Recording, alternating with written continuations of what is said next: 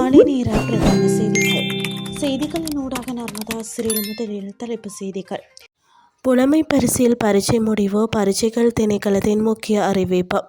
காவல்துறை அதிகாரிகளின் சம்பள உயர்வு. அமைச்சர் வெளியிட்ட அறிவிப்பு. இம்ரான்கானுக்கு தனியார் வைத்தியசாலை சிகிச்சை. நீதிமன்றை நாடியது பாகிஸ்தான் அரசு. இனி விரிவான செய்திகள். புலமை பரிசில் பரீட்சை முடிவுகளை 1 மாதத்திற்குள் வெளியிட எதிர்பார்ப்பதாக பரீட்சைகள் திணைக்களம் தெரிவித்துள்ளது. அதற்கமைய தரம் 5 புலமை பரிசில் பரீட்சையின் விடைத்தாள் மதிப்பீட்டு பணிகள் இன்று முதல் ஆரம்பமாக உள்ளது. குறித்த விடயத்தை பரீட்சைகள் ஆணையாளர் நாயகம் இந்திகா லியனகே தெரிவித்துள்ளார். இதற்கமைவாக எதிர்வரும் 25ஆம் தேதி வரை இந்த விடைத்தாள் மதிப்பீட்டு பணிகள் முன்னெடுக்கப்பட உள்ளதாக இந்திகா லியனகே குறிப்பிட்டுள்ளார். இம்முறை தரம் 5 புலமை பரிசில் பரீட்சையானது கடந்த 9ஆம் தேதி நாடு முழுவதும் 2723 பரீட்சை நிலையங்களில் நடைபெற்றது. இதில் மொத்தம் 2,94,089 மாணவர்கள் பரீட்சைக்கு தோற்றியுள்ளனர். சிங்கள மொழி மூல பரீட்சைக்கு 2,20,366 மாணவர்களும், தமிழ் மொழி மூல பரீட்சைக்கு 73,723 மாணவர்களும் தோற்றியுள்ளனர்.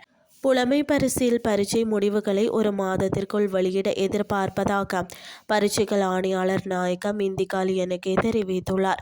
இதேவேளை கல்வி பொதுத்தராதார உயர்தர பரீட்சைக்கான விடைத்தாள் மதிப்பீட்டு பணிகளையும் செப்டம்பர் 3ஆம் தேதி முதல் ஆரம்பிக்க திட்டமிட்டுள்ளதாகவும் அவர் குறிப்பிட்டுள்ளார். சேவையை மேம்படுத்துவதற்கான முயற்சிகளின் ஒரு பகுதியாக காவல்துறை அதிகாரிகளின் சம்பளத்தை உயர்த்துவதற்கான நடவடிக்கைகளும் எடுக்கப்பட்டு வருவதாக பொதுமக்கள் பாதுகாப்பு அமைச்சர் ஆனந்த விஜயபால தெரிவித்துள்ளார். அரசு தொலைக்காட்சி நிகழ்ச்சி ஒன்றில் கலந்து கொண்டு கருத்து வெளியிட்ட போதே ஆனந்த விஜயபால இந்த விடயத்தினை குறிப்பிட்டார்.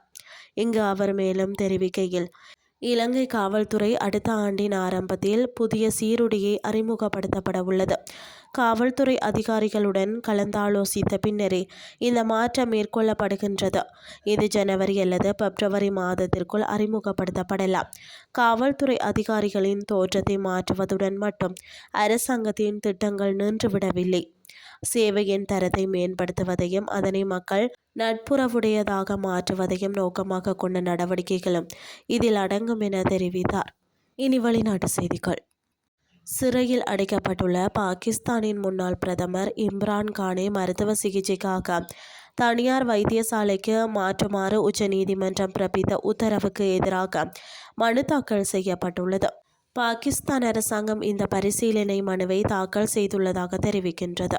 ராவல்பிண்டியின் அடியாலா சிறையில் உள்ள இம்ரான்கானை இஸ்லாமாபாத்தில் உள்ள ஷிபா சர்வதேச வைத்தியசாலைக்கு 2 நாட்களுக்கு மாற்றுமாறும் 5 நிபுணர்கள் அடங்கிய மருத்துவ குழுவை அமைத்து அவருக்கு சிகிச்சை அளிக்குமாறும் உச்ச நீதிமன்றம் அரசாங்கத்திற்கு உத்தரவிட்டிருந்தது. எனினும் சிறை நடைமுறைகளின்படி தண்டனை பெற்ற கைதி ஒருவருக்கு அரசாங்க பொது வைத்தியசாலையிலேயே சிகிச்சை அளிக்கப்பட வேண்டும் என்றும் சிறை அதிகாரிகளின் கருத்துக்களை கேட்காமல் இந்த உத்தரவு பிறப்பிக்கப்பட்டுள்ளதாகவும் சுட்டிக்காட்டி அரசாங்கம் இந்த பரிசீலனை மனுவை தாக்கல் செய்துள்ளமை குறிப்பிடத்தக்கது. இதுடன் செய்திகள் யாவும் நிறைவடைகின்றது. அடுத்த இரவு 8:30க்கு எதிர்பாருங்கள். நன்றி.